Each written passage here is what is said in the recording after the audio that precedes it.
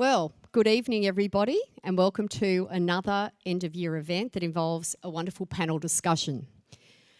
Before we commence, I would like to take this opportunity to acknowledge the traditional owners of the people on whose lands we stand and celebrate tonight, the Gadigal people of the Eora Nation.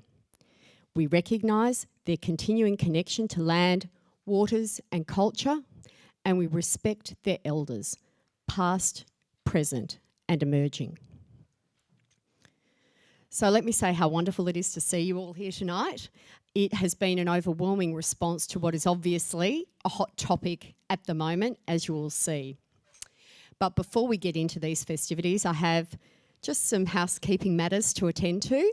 So firstly, what I would like to invite you to do is to tweet if you feel so inclined, and if you, unlike me, are technologically adept.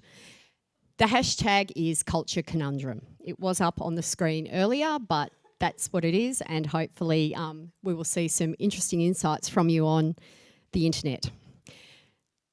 Also, in relation to social media, we will be posting photos on our pages, so if you would prefer for your images not to be displayed, please approach one of our friendly team and just let us know and we'll make sure that that doesn't happen for you.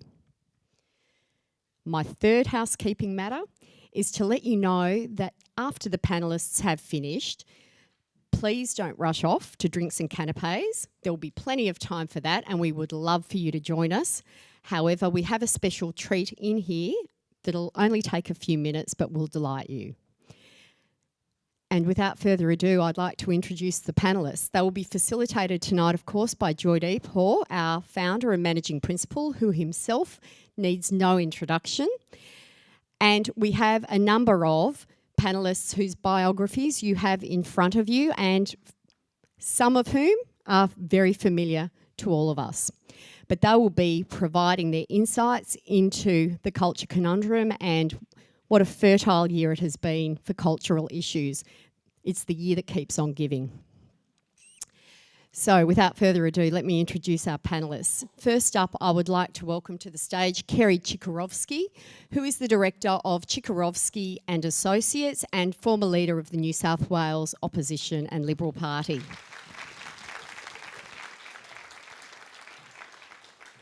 Secondly, Daryl Gibson, head coach of the New South Wales Waratahs, whom we were very proud to sponsor this year.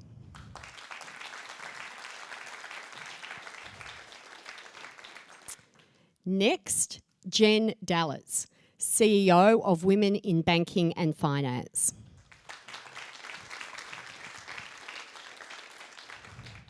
Next, joining us, Robyn Sefiani, who is the founder, Executive Chair and Reputation Counsel for Sefiani's. Next is Jerome Doraisamy, who is author of the Wellness Doctrines.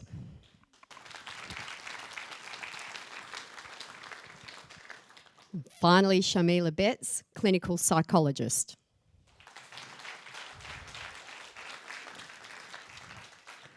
And now, with great pleasure, I hand you over to Joydeep.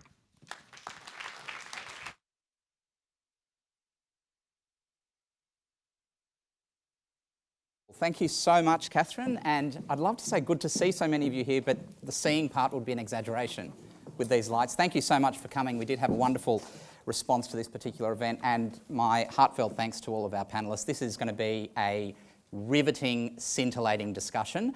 I'm sure you're all going to have a lot of takeaways. There's a lot of specific things we're going to talk about, but the focus of the subjects we're going to talk about today are all interwoven through this theme of culture. What we're really going to be looking at today are questions such as how does culture develop? Do we blame culture maybe a little bit too easily? How do you transform culture in organisations? What do you do when there is a cultural problem within your organisations? These are the kinds of things that we're going to be talking about. We've got a wonderful array of talent here. And I know that when we talk about certain topics, you'll probably want to be hearing from certain people in particular. but we need to make sure that we actually get some really interesting insights from people who bring a just as interesting, albeit perhaps more diverse perspective on a particular subject. So let's get into it. We're going to start with the topic of Australian politics. There hasn't been much going on in politics this week, as far as I'm aware. I know that Kerry may want to say a thing or two about that, but I'm just going to ask her to ruminate over that contribution. Jen, I actually wanted to start with you, if I could. Now, the issue of representation, the issue of quotas is always a hotly debated one. You've dealt with that in numerous contexts, not the least of which is your present role. What role do you see quotas potentially having, or is that one of the solutions to the cultural challenges in Australian politics at the moment? Oh, politics. Isn't that one of the things they say never to talk about in public? That's why we started with it. Here we go. Look, quotas are definitely a way to get to an outcome. And it's quite an interesting contrast to look at the two major parties in Australia to see the difference in strategies that have been pursued in this line. So in the ALP situation, there's been a directive around setting targets or quotas, and it has delivered a certain outcome. And then on the Liberal side of the story is a different approach, and one which has been anchored to a story as I see it, not being a person working in politics, which is one that we want to promote people on merit, and therefore we don't need to have quotas. The issue that we have when we talk about, and so with women in a lot of organisations, and certainly working in a role where my role is to increase the number of women in leadership roles, the idea of targets and quotas comes up quite a lot. And some countries, you would all be aware, around the world have actually legally implemented quotas for the number of women to be on public boards and in their parliaments, and certainly for most of our large companies and multinationals operating in the business context in Australia, their targets have been set. So they're not, legal quotas, but they're targets that have been set that leaders of those organisations need to meet. And, what often is the main argument against a quota is that we need to appoint on merit. The problem with the merit myth is that merit is seen through the eyes of the dominant player in the argument. So in other words, merit is about, you meet the same criteria that the dominant group meets. And where you have a significantly underrepresented group, this notion of merit doesn't necessarily deliver an outcome of introducing more of the minority group. Yeah, understand. Kerry, I gave you a few moments there. Diabolical is a word that has been used to describe the current situation when it comes to women in politics, certainly in the Liberal Party.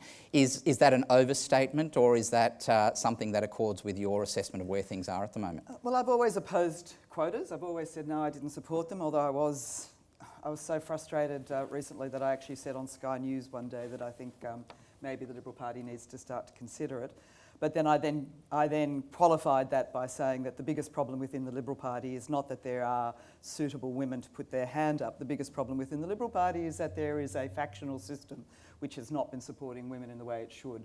Until we get the factions out of the Liberal Party in terms of pre-selections, I suspect we'll still end up with an underrepresentation of women. Or unless we can get the factions to actually decide that they're going to get behind a lot of women, it's not going to go anywhere. So I think the problem for the Liberal Party at the moment, is it diabolical? It is certainly concerning. Is it to the extent that women are not being encouraged? I think they're being encouraged, but I mean, to be honest, you look at the state of politics and it's not just within the Liberal Party. I mean, if you were Emma Huzar sitting in the Labor Party at the moment, you'd be feeling pretty aggrieved about what's happened to her. So I think that the political climate at the moment is not particularly conducive for women on either side. The Labor Party can certainly point to a number in terms of more women in the Parliament, and I think that is a good thing. The Liberal Party can't, but I think in terms of the treatment of the people there, I think there is still some level of concern. And let me just add one quick story, and I know you've told me to keep things brief. I promise I will from here on in. When I was in the Parliament, the worst debate I had, I was a minister, I was standing in the Parliament, I was at what we call the box, I was talking about something, and one of the Labor women who then got up to speak really got stuck into me, like really quite personally abusive, to the extent that she said to me, she was calling me a failure. You're a failure as a minister, you're a failure as this, you're a failure as that. You even failed in your marriage. Now, why would a woman choose to make that sort of comment? Well, my view is that's because the culture in the parliament is competitive. You know, they will throw anything at you to get a reaction. So I don't thus think that's a male thing. I think there is a problem with, with the culture of the parliament, which says the more angry you are, the better you appear in a public sense, because you're seen to be really aggressive and taking it up to the other side. Now that needs to change a bit. The converse of that, of course, is that if you're a woman in parliament and you cry, you're obviously weak. If you're a bloke in parliament and you cry, you're in touch with your feelings. Interesting. Tell me. That's actually a universal rule, I will say. Is that right? Yeah. I'm glad it's not just politicians. No, universal. Sharmila, what Kerry talks about there actually raises some quite interesting psychological questions around the behaviours of people conditioned by the particular environment that they're in. Your thoughts on that particular subject? I think personality has a lot to do with how people act. I think environment's very important, but individual personalities, people certainly tend to act in ways consistent with that environment, and some people actually leave the environment because it isn't consistent with their values and the way they want to be and their personality. And I do think that gender is an issue where I think things are said and done to women that are not done to men, and that imbalance, I think, does need redressing. And I'm obviously biased, I'm a psychologist, and from a psychological perspective we know there are individual differences between people, and that's to do with personality, psychologically, and that some people within very dysfunctional systems actually can act appropriately. So it's in fact, I think, promoting people who actually will do that. So you think Parliament's a dysfunctional system? There's probably an element of truth in that. Yeah. But Jerome, this is not something that is confined to politics, and we'll talk about professional services later on, but this whole issue of environmental impact on one's mental health in the workplace. I mean, I think we often make the assumption that a person should just know that that's what the game is. If you start playing the game, you should know what happens in that situation. What are you seeing from maybe a slightly different perspective when it comes to things like professional services, where it's that there are expectations, written or otherwise, about how you need to conform? It's so funny, we were talking about this just as we were in the green room before, and I was explaining to Sharmila how much I hate the word resilience, because to me, resilience or being resilient implies that you have to tolerate a situation which is otherwise, which is unpalatable, which I think is a really perhaps archaic way to be looking at these professional, social, cultural environments. Instead of actually trying to change that environment, we have to adapt ourselves to something that's already negative. And I think certainly there's things that individuals can be doing to look after themselves in whatever they're doing day to day, whether it's at home or at the office. But the idea that we shouldn't be making broader institutional change, whether it's in politics, law firms, professional services institutions, is quite ludicrous to me. And I was just thinking about something you were saying about the quotas, and one thing that also gets forgotten is that nobody's proposing that these things are long-term permanent solutions. They're short-term things in order to address existing inequalities. And until such time as we're able to get to a point whereby everyone is able to play on that level playing field, and when it comes to, say, quotas of partnership within law firms, one thing I've really noticed is that when that law firms are being much more accommodating for things like flexible working, allowing women who, if they have children and they have to take a bit of a break in their career, that there's not going to be any kind of detriment to their long-term career progression. These are really great ways that we can actually ensure that we don't have to have those quotas in the long term, and actually ensure that everybody can run their own race, and we're not having to conform to these traditional structures that have been in place for so many years. Yeah. I want to stay on politics for a moment, just look at it from a slightly different angle, not so much the gender piece, but what has often been described, or certainly recently been described, as the coup culture that exists within Australian politics. And Daryl, I want to ask you, what seems to have happened, at least in the eyes of many people, is that a lot of the issues that are now being ventilated have been triggered by a recent coup, failed coup within a particular political party. The issue that I want your thoughts on is that symptomatic of a need to blame a leader? And if things aren't going right, do we readily point to the head coach, the captain, the Prime Minister, or whoever it might be? And what are your thoughts around that? Is that, again, what you sign up to when you start playing the game? That's a really interesting question, and very topical. And you did right. Like, at some point, the CEO, the head coach, the person in charge has to take ownership and responsibility for the culture of the organisation or the team. But then it's also a really easy out for those people who are charged with followership, and this is the direction that we're setting, to also either get behind what the leader is about and the vision and the purpose, or undermine that. And what we're seeing at the moment is a lot of people behaving really poorly and not agreeing with that way forward, particularly in the sport that I represent. At the moment, we're so factioned because we don't agree on the way forward, even though we have this great common interest in seeing our game flourish. And so we're getting this really bad behaviour in politics and in sport, and it's being played out so publicly, which is make for really interesting media, but also highlighting the bad qualities of humanity. Mm. It's certainly a brand, if we're talking about politics, that is in need of some repair. Robyn, if you were engaged as an advisor to brand politics, what would you be focusing on right now? Well, that's a very big question, Joydeep, and I don't think the leaders even know the answer themselves. It was really interesting. I watched an interview last night on ABC 7:30, and Matthias Cormann, who was the Liberal minister who really was the one that I think put the knife into Malcolm Turnbull, because he was one of the three at the end whose defection led to the spill. And he was asked the question by Lee Sales repeatedly about the number of women in the Liberal Party.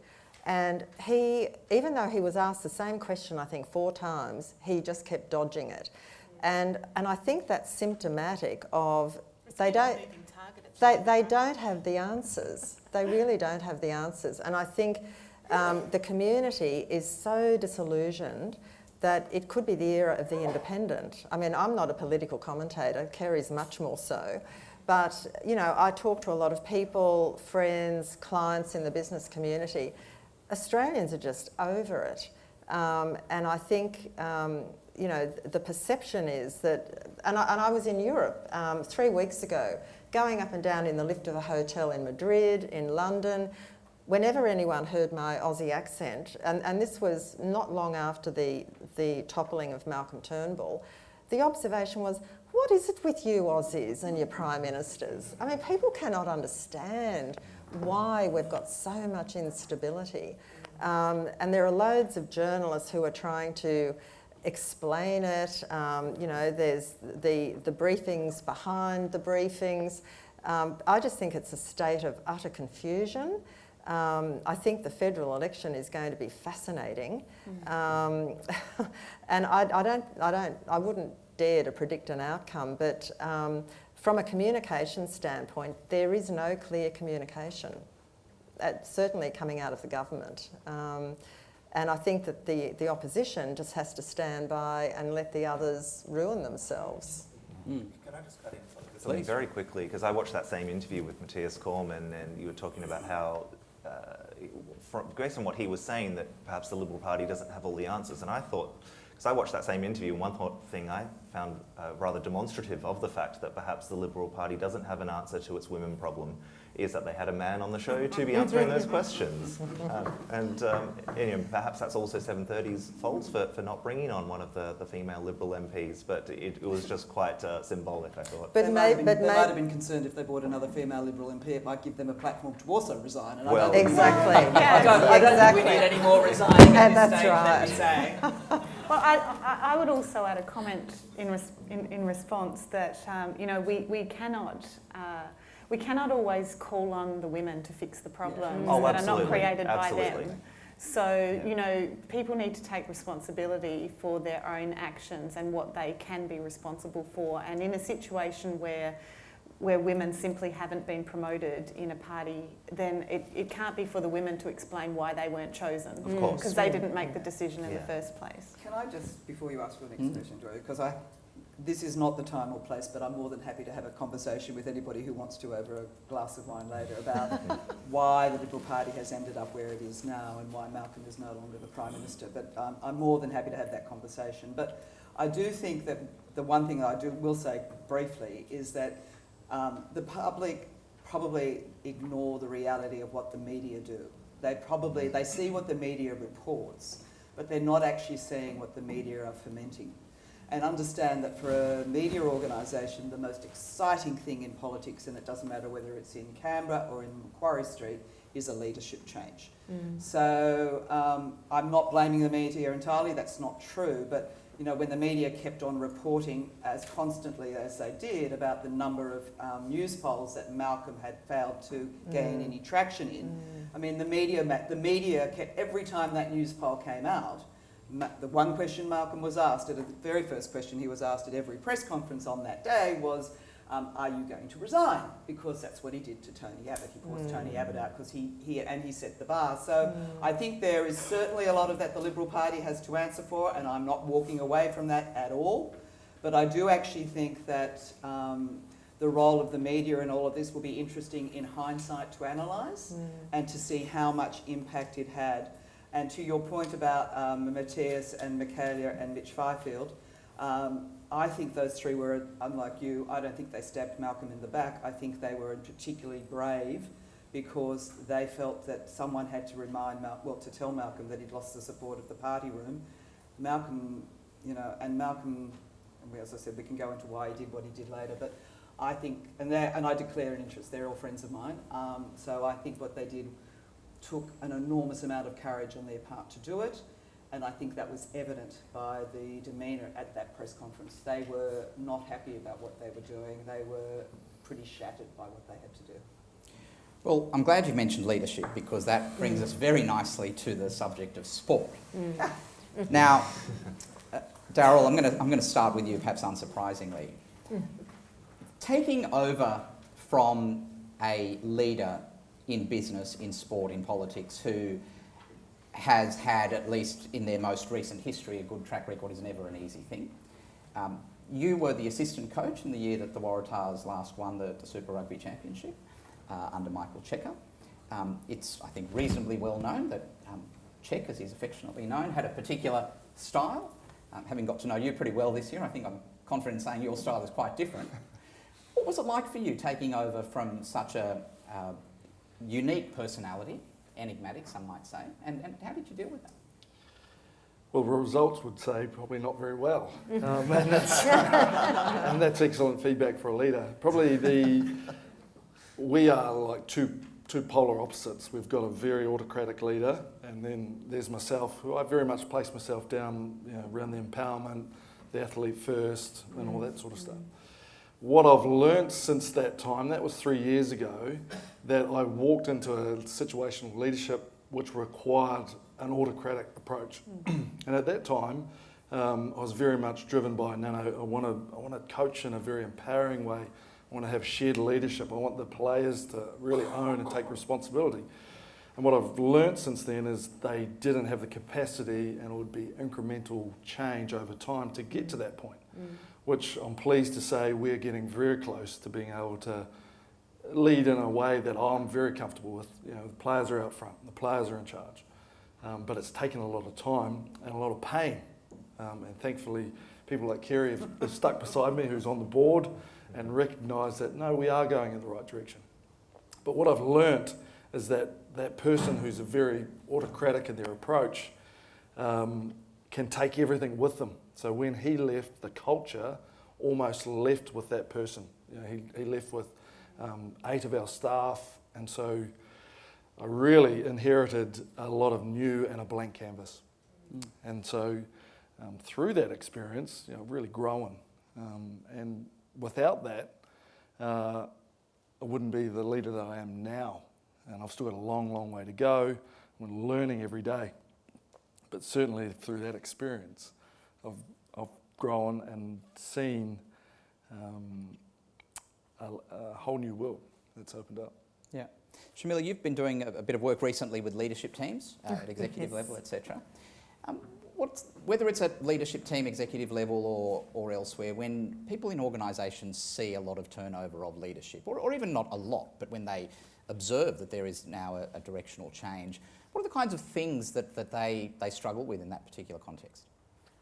I think to have a voice, I think, you've got to look at why it is that there is leadership change and turnover, whether there's a natural transition that the leader's gotten the organisation to a particular level and now is moving on to something else and it does its thing. So it's really the context in which it's happened. Is it relevant? And I think definitely my observation is the CEO really drives the culture, the values, the agenda. And so I'm fortunate that the person I've worked with is highly psychologically minded. So he's very, very conscious that that's a necessary part of dealing with his fairly extensive C-suite executive team. And in doing that, I think that's important that from top down that's happening. However, what is interesting is that it seems to then stop there. And the next phase of some work that I'm doing is, well, how does that then get translated to other people? And how do, individuals who are often in executives because they're highly competitive, highly capable, highly driven, how do they translate that into a leadership that leads to other people at other levels actually functioning at their best capacity? And I don't think that that's actually happening in this particular set of organisations, but that's what we're sort of working on. And sometimes I think what happens is large-scale analyses are done and people go through reviews and so on. But ultimately, the concept that I work with is self-efficacy. So human beings need to feel that they can have an effect and the desired effect that they want to have. If you don't feel you've got any traction or agency, as young people say these days, if you don't have any role in what's happening in your day, whether you're at the lowest level or the highest level, you are not going to perform at your best. So self-efficacy is, I think, a significant psychological construct that I am trying to get some of the executives to actually start working with their own teams with. And that will then require other people who are, experts on organisations and so on to work with me and them. But that's the sort of pivotal point. People have to feel that they make a contribution that's recognised and valued. And the other point I would make about politics and women and so on is that, unfortunately, in our society, I think competition, aggression, drivenness equates to maleness. And in my work over 32 years as a psychologist, I would say I've seen many young men in my clinical work who are highly sensitive, who don't have people to talk to. And I think really maleness also needs as much development and promotion as does femaleness. And femaleness shouldn't have to be a female version of a man. I think that's really would be my observation. Well, you talk about a couple of things of particular interest there. You talked about this idea of a competitive culture and what competition does. Now, we know that, and you also talked about reviews conducted into organisations. Of course, one of the more significant ones throughout the course of this year was the review that was conducted in relation to cricket in Australia and Cricket Australia. Yeah. And there were some very interesting findings as a result of that particular report. Jerome, this idea of a competitive culture and the impact on a particular individual who finds themselves having to fit into that play to win culture, is it something that some people can adapt to easier? Is it something that is a struggle for everyone? What are you seeing in that space? Well, I think it's somewhat individual, and that some people will be more, and I hate to use the word resilient, than others, and some people will be more adept at being able to just slide into a particular cultural environment, whether it be on the sporting field or whether it be in a professional services institution. But it is somewhat archaic in the sense that we do have to be so competitive in these environments and be such perfectionists, because it's very well established. Research shows that it can have such a detrimental, deleterious impact upon one's psychological and emotional well-being. And ultimately, it also is counterproductive then to one's success in that working environment. And I think that it's so important for these institutions, whether they be in an ivory tower or on the field, to facilitate a collegiate, hospitable environment whereby somebody feels like they can flourish in a manner that is conducive to their idiosyncratic needs and desires, rather than trying to fit into this cookie cutter approach that is supposedly the ideal norm for whatever that job title is. Jen, sorry. I was just going to pick up on that point around competitiveness. It's still the responsibility of the leader to set the values that we're going to stand by and what we stand for. So in the cricket situation, if we stand for competitiveness, that's something that the leaders clearly said, well, that's part of our culture. That's what we do. To thrive here, you're going to have to show those competitive traits. And so it still comes back to the responsibility of the leader to set that direction. Yeah. But it's also... I mean, as I love this stuff. Sorry, yes. I got to go. Because, one of my roles is that I chair women's rugby in New South Wales. And I'm very big fans, as Daryl and Joydeep both know, of women playing rugby. And if you want to see women being competitive in a sport, then go watch a women's 15 team, because they are hugely competitive. But being competitive doesn't necessarily mean that you're, outrageously aggressive. It doesn't mean that you're uncaring about the people that you're either playing with or against. I mean, I think we need to be really careful when we talk about male, aggression and competitiveness, because they're not. Those three things don't necessarily go together. I mean, I am incredibly competitive. I have a 7-year-old grandson who is competitive in some things, but is quite happy to go with the flow in the other. And I think as a 7-year-old, that's appropriate. I have a 5-year-old granddaughter who will tackle you to the ground to get what she wants from you. She is hugely competitive, right? And I don't necessarily think that we should be concerned about being competitive. We live in a society which is constantly changing. And the one thing I can tell you now, when I started in politics way back when, in 1991, if you talked about the world being the way it is now, people would have thought you were crazy. But today we are in a society which changes on a daily basis, and I think being competitive in that society is not about being fearful of it. It's about keeping up and seeing how you can fit in and how you can help, how you can change it, how you can make it change for you.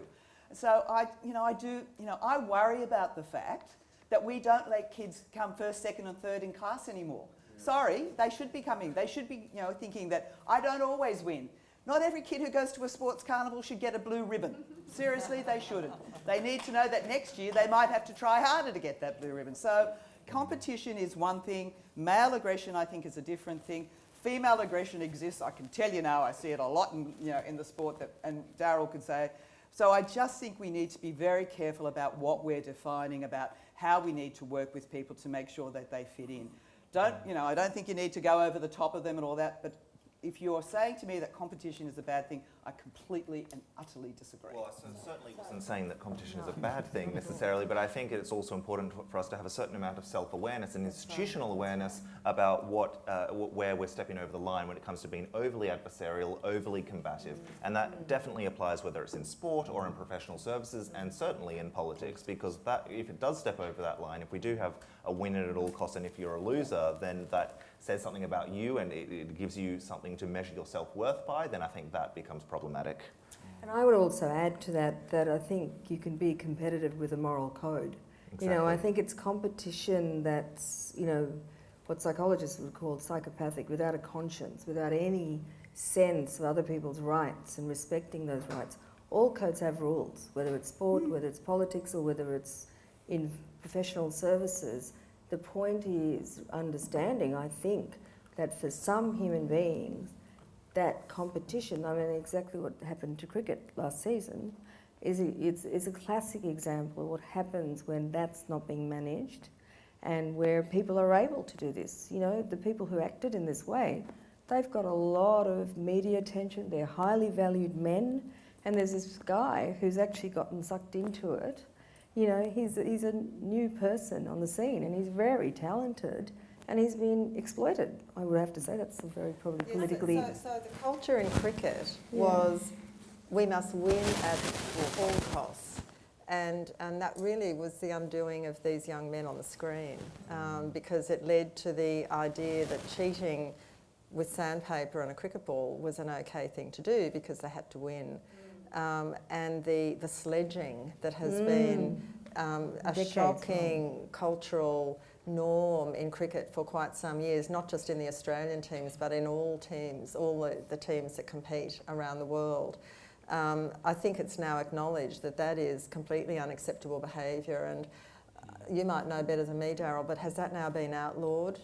Is that under the new... It's being proposed by the It's being proposed because it's seen as being a very insidious development leading to really, really bad behaviour, where this sort of cheating was considered to be an okay thing to do. But I think it's quite an interesting outcome, and there's some interesting parallels that can be drawn.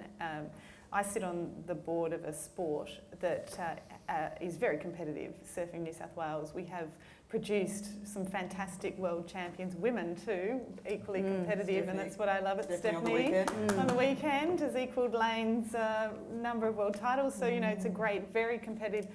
But you know, we sat down as a board with that Cricket Australia report and looked at it, and I must say, you know, with my other foot in the business world, you know, you can draw so many parallels. And if you look at the APRA report issued this year on the conduct at Commonwealth Bank, if you go further back, and certainly many of the examples that have been presented at the Royal Commission, and further back, if you look at perhaps, say, the foreign currency scandal that happened at NAB, you know, quite some time ago now, each of these examples in the reviews afterwards, there's been a culture where people felt they couldn't speak up. And so, you know, we have to ask the question, you know, what are we doing to encourage people to speak up and to create safe environments where they can speak up and they can act with integrity, and where they feel their integrity is challenged, you know, what are the safety valves to help them to manage that, to your point, Sharmila, at a personal and psychological level as well? Well, this issue of speaking up, there's been a very recent incident, and quite a few people in the room, in addition to Daryl, are well aware, and as most of you are, of an incident involving the Wallabies on tour, where two players allegedly invited three friends or people known to them back to their room, but that, as innocent as it might have been, does constitute a breach of team protocols. That was reported by the captain to the coach, leading to perhaps some disciplinary action being taken against those players, but certainly a great debate as to whether the conduct by the captain in that particular case amounted to some form of snitching, or one of the most overused words of un-Australian conduct, of dobbing in a mate. The challenge, Daryl, though, isn't it, that if you stand as a values-based organisation, what is that worth when you let conduct slide? But how do we deal with this tension? Yeah, it's a fantastic example. And I think Kerry used a really nice word before, and that was courage. And it must have taken Michael Hooper, the captain of the Wallabies, a tremendous amount of courage to snitch or inform the coach or the leader that there has been a breach of protocol with players who are his friends. You know? And so on one side you have this polarisation of people who say, oh, he should not have done that, and other people who support his stance and saying, well, if we actually believe in what we're trying to do here, be a culture that has high standards, then 100% I need to inform the leader of what's gone on. And there's lots of detail that we're not privy to. And I'm sure there's a bigger story, but on the face of it, you go tremendous leadership and a stance that certainly I would support. Because the risk is if he hadn't reported it, that he's actually condoning the behaviour. That's right. Yeah. That's right. And I think sports players and movie stars and all sorts of people, I think there is a tendency to idealise them and put them on a pedestal and a standard that is not actually right. I think they should be as or more accountable. And you know what? I'm more familiar with cricket, not rugby, I must say. I never did understand rugby. We'll get you to a few I games. didn't actually get it, but I'd have to say that what strikes me is having been an avid cricket follower from the 70s, I remember the time when cricket was actually level pegging. You know, each of the teams were really skilled, they played well. Yes, there were some streakers, but, you know, they stopped all that. And then as time went on and, you know, as cricket changed, and I remember when, what was it, Kerry Packer, you know, he started one-day cricket. Now that's more traditional now, but it's 2020 is the latest sort of iteration of cricket. But I remember in that context, there was, out of the blue, suddenly people were starting to talk about young people and what they see in cricketers. And it was much, much more about respect and actually holding valued cricketers to a very high standard, ensuring they've performed to it, because they, I think, have got a responsibility. And it's not just to children, it's to the screaming mad, you know, fans. And I'm from India, you know, you couldn't be any more cricket mad.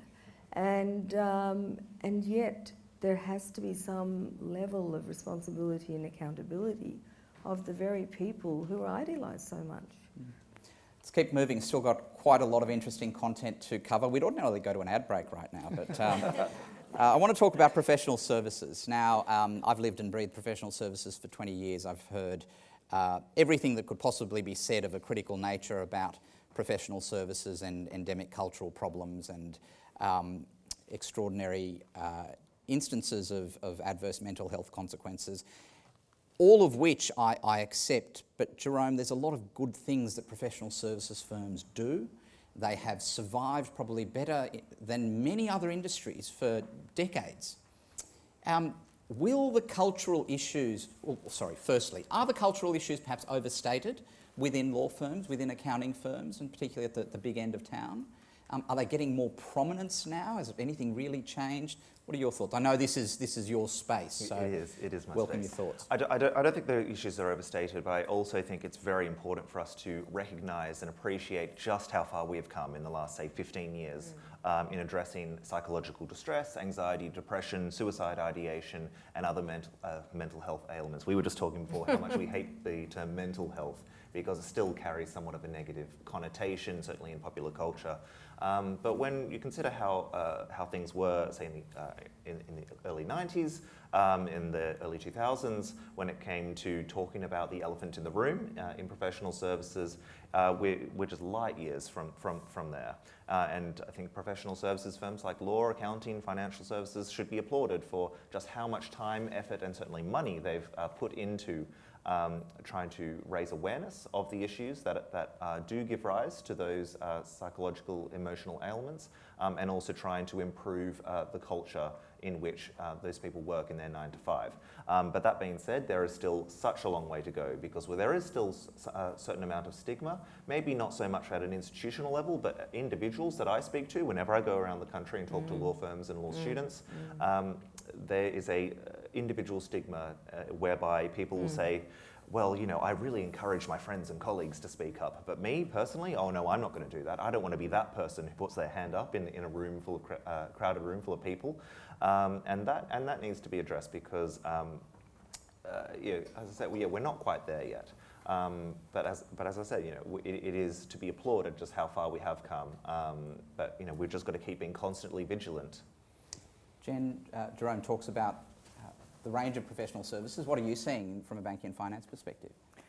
Well, so, you know, I think one of the things that's really important is to make sure that you choose work that you love. And, you know, I'm thinking back, you know, to a long time ago when I worked in a global consulting firm, and I've got to tell you, it was the hardest work I ever did in my life, and it's the work I loved more than any other role I've had in my life. And we worked ridiculously long hours, and back in about 2000, a decision was made, that they would introduce business casual because that might make us all feel somehow more relaxed, or I don't know, maybe it enabled us to go to the pub looking a bit better when we went quite late at night most nights of the week. It was a really work hard, play hard culture, and one of the challenges I think you have as a leader is,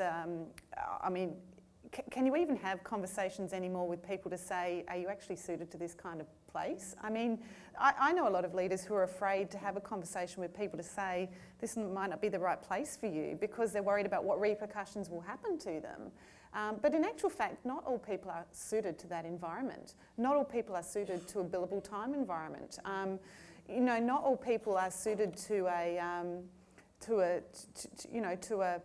very high performance, high workload environment, and that pace is relentless. And I think in banking and financial services,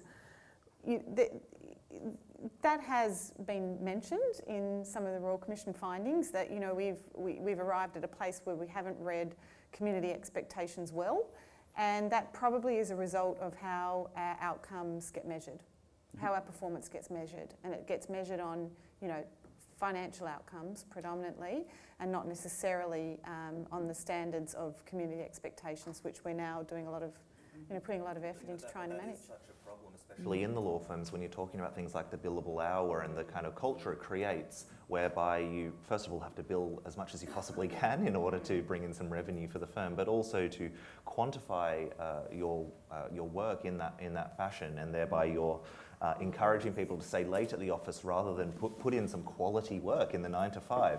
Obviously, you don't even need to. But at least they get in healthier food these days for those working late. But you know what? But that's a cherry on top of a compost heap to say that if you. I say it facetiously. What we ate was terrible. To say that if you work past 7 or 8 p.m, the firm will put on dinner for you, which is if you're a junior lawyer, then that sounds like a cool novelty. There's a law firm in London, Linklaters, which is renowned as being one of the most prestigious law firms in the world, for those who don't know it. And they have a level of their building dedicated entirely to sleeping pods and bunk beds.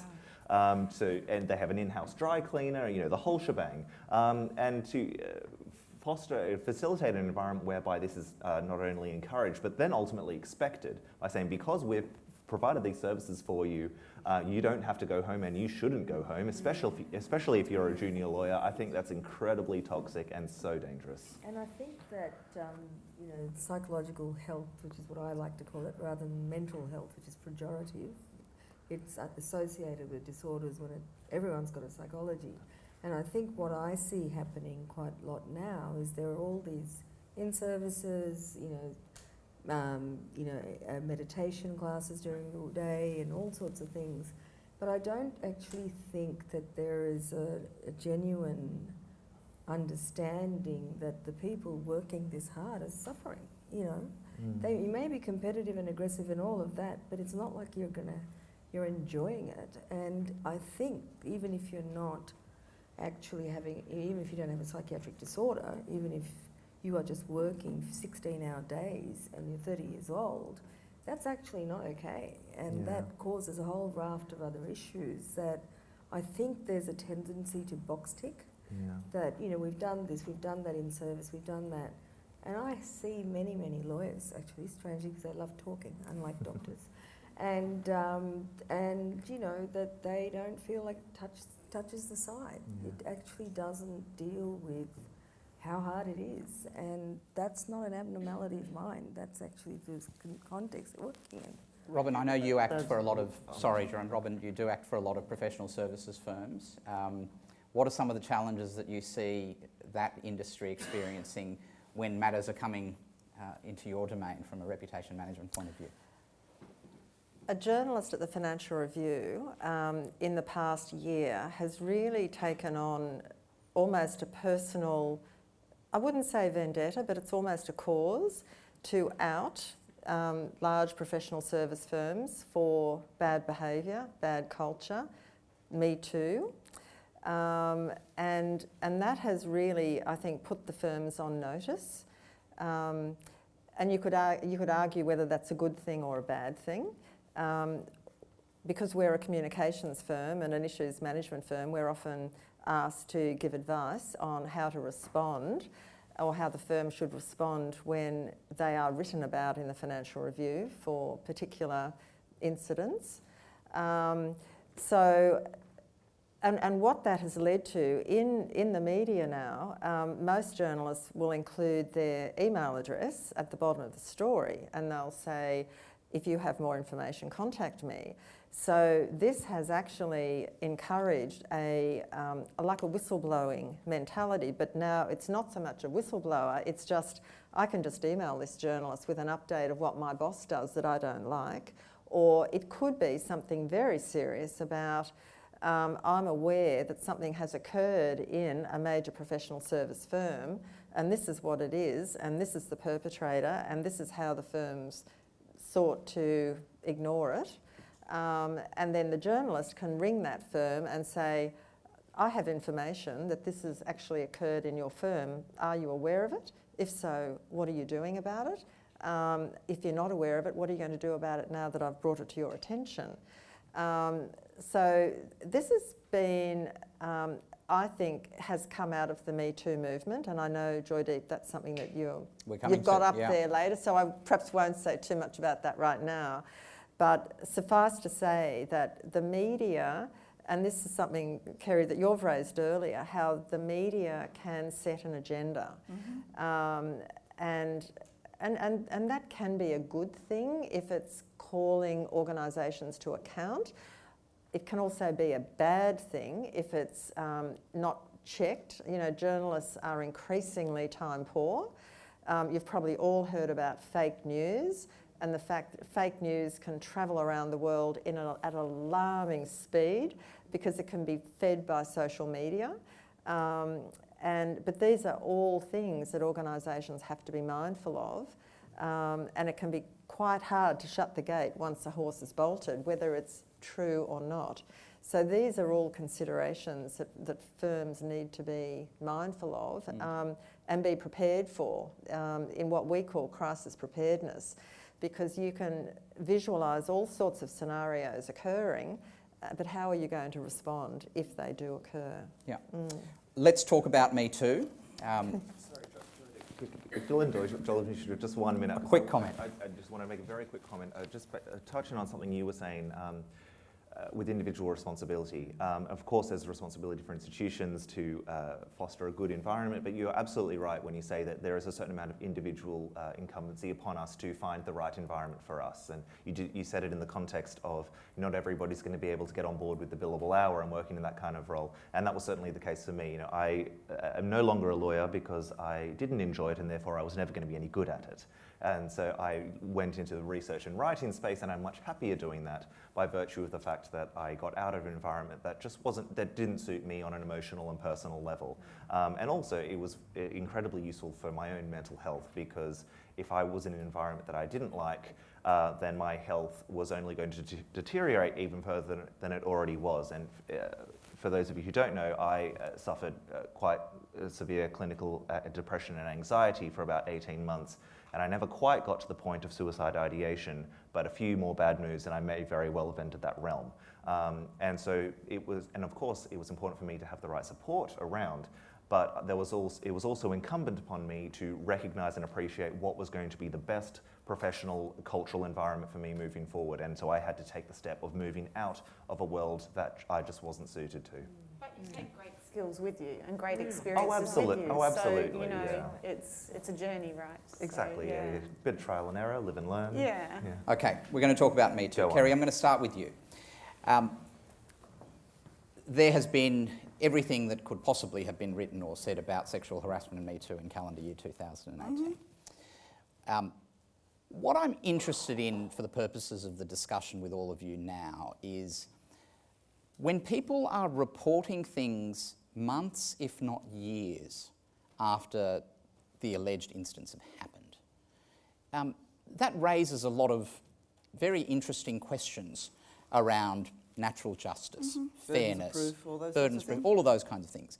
What's your take on it? I mean, there are so many examples that I could give, but the Luke Foley resignation example was one that probably comes to mind as a fairly recent one. Okay. And just marginally relevant. Yeah, given the marginally background. relevant. So let me can I just make this personal? Please. Can I put it in personal context? So this is something that has been going on for a very long time. And the flip side of it is that women in particular get accused of all sorts of behaviour which they often aren't actually indulging in. So in my particular case, I apparently slept with half the parliament. My driver, who was a lovely man, used to tell everybody else, I don't know how she could possibly do that because I'm with her all the time, so it would have been an interesting threesome. No. But that's the reality for, so for women for a very long time. I mean, I had 2 female journalists doing a profile piece on me, and we did all the stuff, and then they started to say, so this is your boyfriend, this is your boyfriend, this is your boyfriend, to which none of it was true. And I just sat there and I said, I'm not responding because anything I say, you will print. She refused to answer. She denied, blah, blah. And I said, all those people are friends of mine, and the only people you're going to upset is their wives, because their names will be in the paper associated with me, so I'm not going to answer. And I asked them if they, and then they said to me, so what's your boyfriend's name? I said, I don't have a boyfriend. So they said, what's your girlfriend's name? I said, I don't have a girlfriend. I haven't got time for either of them. So I just, so from that side of it, having put up with all of that stuff for a very long time, I actually understand why women are feeling empowered the other way now. They're now saying, well, we've put up with this crap for a very long time. We've had these things thrown at us. We've been accused of all these sorts of things. So I understand why women are now saying, well, I'm not going to do it anymore. And that was just allegations. And the people who are involved in MeToo, it's actual events. So I get why women are now talking. I understand why they're speaking out. I am particularly concerned about the fact that it is put into the public arena without any level of proof, because in the same way that I was furious about being slut-shamed, with no proof, and to be honest, it was the only time I ever ran an editor of the newspaper and said, you print that and I will sue you because it's not true. But I would have been equally furious that they'd written that about me. But I understand why men in particular who are having allegations put into the public arena about them without an opportunity to say whether this is true or not, unless you take people to court and sue for defamation, I understand how they can be feeling a little bit aggrieved. Having said that, people like Harvey Weinstein deserve to be called out. Absolutely deserve to be called out for his behaviour, because that's a pattern of behaviour over a number of years, including more recent years. So it's not as if he's been only just started doing it. But I do wonder, when it is 10 years ago, 15 years ago, I wonder, where's the value in that? If someone was doing stupid things when they were younger, and we've all done stupid things when we were younger, do we really need to destroy them now? So it's a very long way of saying, Joydeep, I really don't know the answer. Absolutely bad behaviour should be called out, there's no doubt about it. But when it's in that very public sense, and it becomes, to your point, Robyn, a worldwide phenomenon in a matter of seconds, and there's no opportunity, because even if you do rebut it, even if you're Geoffrey Rush, you're sitting in court, you're spending millions of dollars, or hundreds of thousands of dollars, and who knows where that's going to go. So even if you can afford to rebut it, to go through all that process is very difficult. But if you're a bloke who doesn't have those resources, and you haven't actually done that, and you are being called out about something which may have been, to be fair, and I'll get into trouble if this goes on the internet, I'm sure, which was a drunken grope when you were 25, I'm not sure that needs to be something that a bloke needs to be accountable for when he's 40. Robyn, I know that this has occupied a reasonable amount of your time in calendar year 2018. Kate Jenkins, the Sex Discrimination Commissioner, who is a former colleague of mine, has called for employers to effectively withdraw confidentiality agreements within their organisation so people can be pretty randomly named and shamed. Good for your business, but challenging for organisations across all industries. Yes, in fact, one of our clients has talked to me about this, and they've gone to look at their employment contracts, because as I'm sure all of us have employment contracts that include confidentiality clauses, does that cover discussion about something that's happened to you personally rather than something that's client related?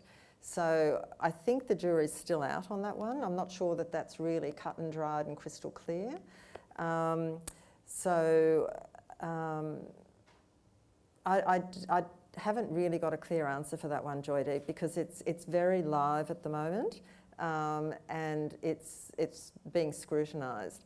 I think the question for the organisations that Kate Jenkins has written to, or has called publicly through the media for them to release employers of this obligation so that they can write to her, speak to her, email her. If any organisation comes out publicly and says, yes, we've released our employees of that obligation, they'll get some brownie points because they're being open and transparent. Then it might come back to bite them because there might be a raft of complaints levelled at them that then they have to deal with. I would say that absolutely is a conundrum. I mean, I know that's the title of today, but I think that is a real conundrum. And it will be exercising the minds of a lot of people in those organisations. From a communication standpoint, our advice is always to be authentic, to be honest and open. And I think that's been really tested through the Royal Commission, hasn't it? Where these CEOs are being dragged kicking and screaming. We'll come to that in a moment. We're going to come to that in a moment. But I think, you know, when you are faced with a very tough situation, you've got to weigh up the pros and the cons of how open do we want to be? Do we say just enough? Do we open our skirts to the world and then, you know, we deal with whatever comes at us? There's a lot to consider, and I think the question that you've asked, there is probably not a clear answer for that right now. Well, I want to ask the question of Daryl in a different context. While it might not necessarily have been MeToo, certainly this year has seen some very interesting challenges for the Waratahs from a off-field behaviour point of view. I mean, it's always the case, but I'm interested in your thoughts on when someone's a part and parcel of a team or an organisation, are there circumstances where they would feel that there are, putting aside last weekend, but there are behaviours that are perhaps culturally ingrained within the organisation that they are reluctant to call out? What do you do as a head coach in that situation? Do you try to empower them to call out those behaviours? Do you try to create a private dialogue with people? I mean, does this come up? Yeah, it goes to Jen's point earlier around how do we create an environment where people are willing to bring forth issues and problems in a really safe manner. And probably the key thing there is setting up an environment of trust where you have genuinely got each other's backs and that you're able to share that information without recrimination or sanction. And that's a really difficult situation to engineer in your organisation and indeed your team. Particularly in sport and politics where things are played out so publicly, any move is so scrutinised and can be equally argued to be wrong or right. And so you're in this terrible thing with social media being so prevalent and fake news that as a leader you're often damned if you do and damned if you don't. And I guess in politics a lot of that is played out. Oh, maybe we should leak this and see if the public like it and opinion, where does that sit? And we'll go with that or not. Unfortunately, we don't get that luxury in sport. Yeah, absolutely.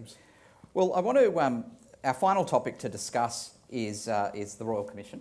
And Jen, I'm going to start with you. I know you wanted to make a comment there probably in the context of MeToo, but we're hearing all sorts of things about what are supposedly institutionalised culture within that particular sector. We've had, I think, the NAB CEO saying that it could be 10 years to change the culture within that particular organisation. I think his ANZ counterpart said, well, look, when you're talking about culture, it's sort of almost in the too hard basket to ensure that people behave in particular ways. So there have been some absolute pearlers when it comes to comments made, particularly in the last week. Is it a culturally challenged sector, or are we just hearing about challenges because the spotlight is on the sector? Well,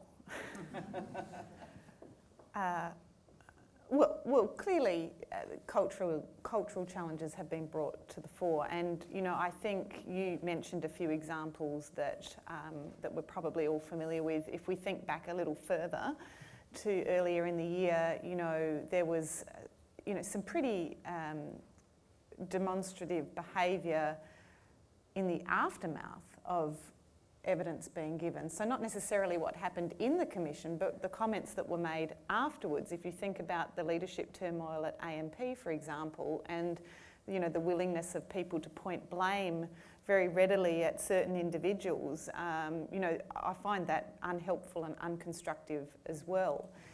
And I think one of the things I observe from a women in banking perspective is that I talk to a lot of women who have worked in the industry and who are no longer working in the industry, and they talk about, probably over this period of time of the last decade or so that, things have probably hit a crescendo. They talk about perhaps them not per se individually leaving the banking sector, but banking leaving them. And they feel that, there's been a disconnect between, their own personal integrity and what they've been asked to do in the workplace. And so they've walked with their feet. Whereas some other people have stayed, and often through perhaps necessity. I mean, if it's their profession and career and that's what they're good at, and they've, elevated to a certain standard. And, many of the people in leadership positions, like Kerry has mentioned, I declare I have friendships and interests through my work with many of the people who we're talking about here, and I can assure you they are people with the very best intentions and who have reflected very heavily on what is taking place and have taken it very much to heart. And in forums that I've been present at, and in the public domain, and in the newspapers, they have accepted responsibility for turning the ship around and have acknowledged it's going to be complicated to do that. And, and I think we have to acknowledge the complexity, because these organisations, especially the big banks and the big employers, you have to understand these are like cities. They employ tens of thousands of people. And it's very easy for a consultant or an advisor to say, and I've been in that situation of writing strategies for banks and setting, cultural strategies and change strategies. And it's very easy to say we're going in this direction. And when you have to mobilise tens of thousands of people, it does take time. And there are systems, like, banks are technology businesses now too. So there's actually systems that also have to be made to catch up. In the Commonwealth Bank example, yes, the response was too slow to the AUSTRAC problems, and there were significant technology system issues that had to be fixed. They're complex, multifaceted issues, and we would be foolish to think they can be solved overnight. Sure. Sharmila, I know one thing that has come up, which I'm sure, and I know with a strong HR representation in our audience, as we always do, that the issue of incentivisation through bonuses and commissions and things like that has in itself been called into question within that particular sector. And putting aside the specifics of the sector, from what you see from a human behaviour point of view, how strong a driver is that in terms of causing people perhaps to reflect on behaviours that they might not otherwise think is right? I mean, is money a huge driver in terms of those behaviours, or will people always allow their moral compass to... Unfortunately, human beings are reward driven. And, the best example is raising children. 3-year-olds, if you reward them, they will learn certain behaviours that they don't want to learn.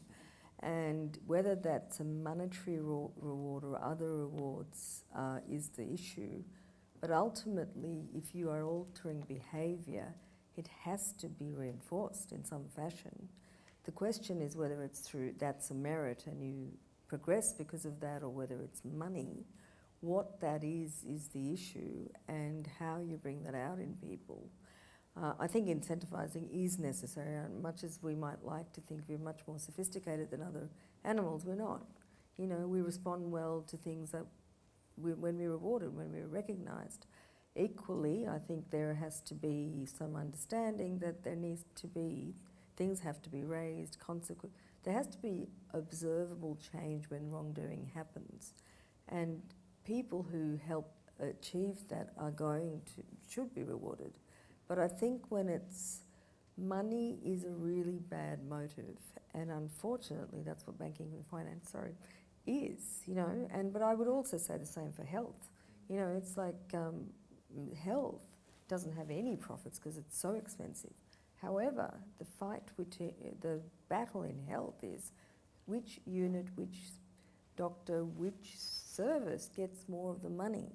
And as long as you do not have it filtering down to the patient or client, it doesn't matter, because this person just goes up the ladder. So I think it's a relevant issue, whether it's in banking, which has an obvious profit-driven motive, but I think it's the same of government health services. Banking has a public service element as well. That's I mean, right. most of us in this room, you know, really rely on our banks to help us own our homes and to facilitate our everyday transactions. And you know, it's a shame that we've lost sight of, you know, some of the... When I first started working in the banking industry, you know, it was a good thing to say you worked in a bank. I mean, most people, you know, they wanted to have a good relationship with their banks. They, you know, they wanted to own a home one day. They knew they wouldn't be able to do it without the help of a bank, or a credit union in those days were very prevalent. So, you know, it's a shame that, you know, that we don't hear more of the good news. And I can promise you there are many good news stories. There's people who have built wonderful careers. You know, I came from a very unsophisticated upbringing in a small country town, and, you know, who would have thought I'd be travelling the world in my work? You know, that came through an industry which provides great opportunities to people. And that, you know, that's the reality, that it employs a lot of people and delivers good outcomes, as well as some of the bad. Can I just make an observation about the Royal Commission? And we will close with your final comment. Oh, Kerry. I'm so sorry. I didn't mean to have the last word. But I just think it's a really interesting observation that, and this has happened in the Royal Commission, it happens in politics, not so much in sport, but it's a really interesting observation that when things were tough, they put the women into the lion's den, right? They pulled, you know, I think it was Combank who put that poor woman up who had a terrible time in the witness box. You know, the bank CEOs have been forced to come to the Royal Commission this week because I think they felt they needed to actually front up. But it was really intriguing to me that the very first people that they put into the witness box, in large measure, were women. Now, I am cynical enough to think that the banks were stupid enough to think that if they put women in, they would go soft on them, which I think was just incredibly stupid, because if anyone's seen Rowena or in action, she was never going to go soft on anyone. But I just think, you know, and they do it in politics, you know. Joan Kerner gets put in because she's going to win the election. I know I got put in 99 because they thought I could win the election. I mean, I know all that stuff. So I think it's a sad commentary that in the political sphere, in organisational sphere, that women are often only given an opportunity when they're seen to be the saviour. And I've got to say to you, that is terribly unfair on the women. It's particularly unfair in politics, because normally you don't get a lot of time. Although I do actually have to say, in New South Wales, they've actually put Michael Daly in, so it'll be interesting to see how he goes. But they did give him a female deputy. So look, you know, when we're talking about culture and all the sorts of things that need to be changed, I think what we need to do, and you know, we started this conversation talking about merit. I think what we need to do in order to encourage better cultures within our organisations is to recognise that we are all individuals, we all have individual talents. We should all be encouraged to use those talents both for our own betterment and for the betterment of the organisation. But overwhelmingly, I think what we should be doing is saying, what is the future? And how do all of us have an opportunity to contribute to the future? And that doesn't matter whether it's in politics, whether it's in professional services, or indeed my very good friend who was the coach of the Waratahs. He's thinking about what the future is right this moment and constructing a team to make sure that we win next year. Right, Daryl? Right. So I think it's all about how everyone in this room can think about what's my contribution to both me personally, to my organisation, and indeed to our community, because what do we want the future to look like? Let's not be just looking at today and tomorrow. Let's look at how our organisations are going to operate, how we're going to operate in 3, 5 and 10 years' time. I'll be retired in 10 years' time. We are unfortunately out of time. Firstly, please join me in thanking this wonderful panel: Sharmila Betts, Jerome, Doraisamy, Kerry Chikarovski, Robyn, Sefiani, Daryl Gibson and Jen Dalitz. Before you close, I usually do forums where people ask questions, and I usually I have a copy of my book here, and I usually give it to the person who I think asks the best question. But in this circumstances, since you're not asking questions, the first person who tells me the captain of the Waratahs gets the book. Hey, well done. There you go. Up the back. We'll ensure that book gets across to you. I'm going to hand over to Chris Oliver, and the panellists are going to join me in the seats over here.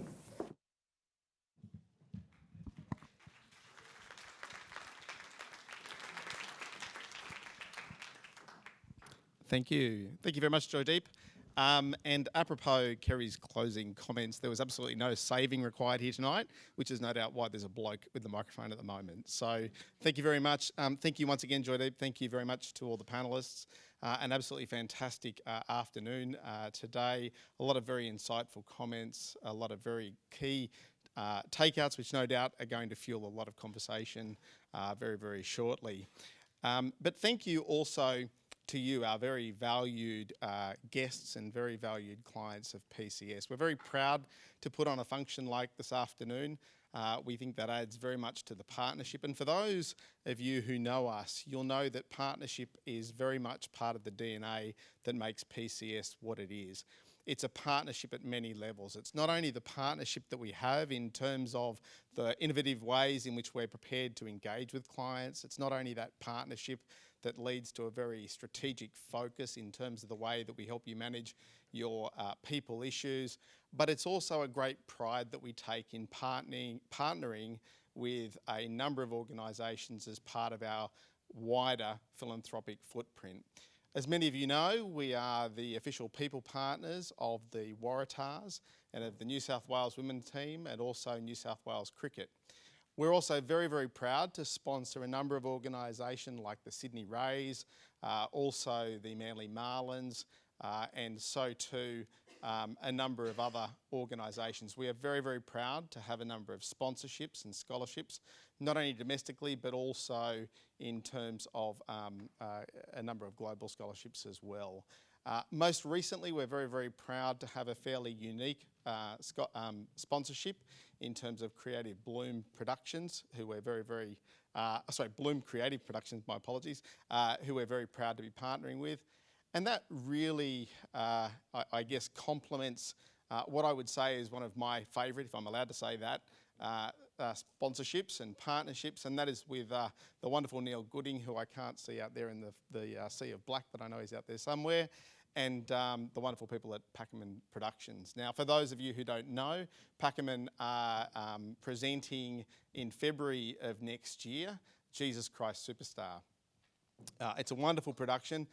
I would encourage all of you to get out there and watch it. You'll be absolutely amazed at what these guys do.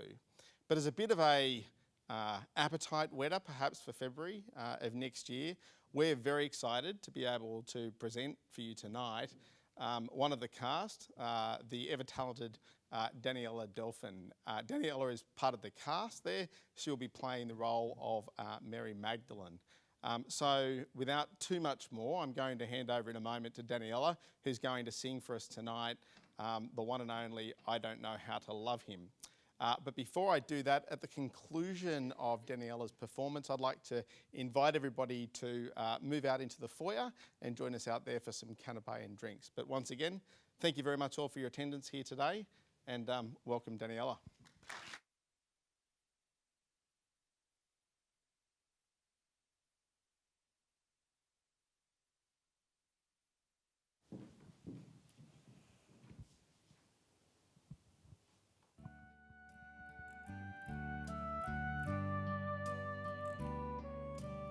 I don't know how to love him, what to do, how to move him. I've been changed, yes, really changed. In these past few days, when I've seen myself, I seem like someone else. I don't know how to take this. I don't see why he moves me. He's a man, he's just a man. And I've had so many men before, in very many ways. He's just one more. Should I bring him down? Should I scream and shout? Should I speak of love? Let my feelings out. I never thought I'd come to this. What's it all about?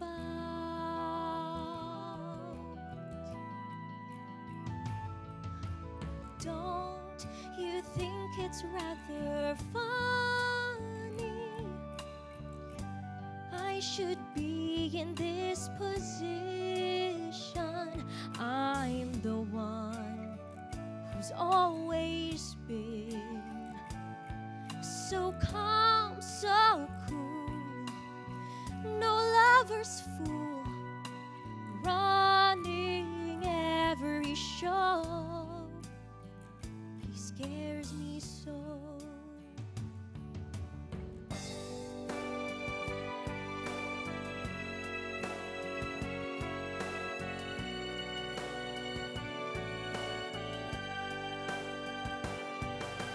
I never thought I'd come to this. What's it all about?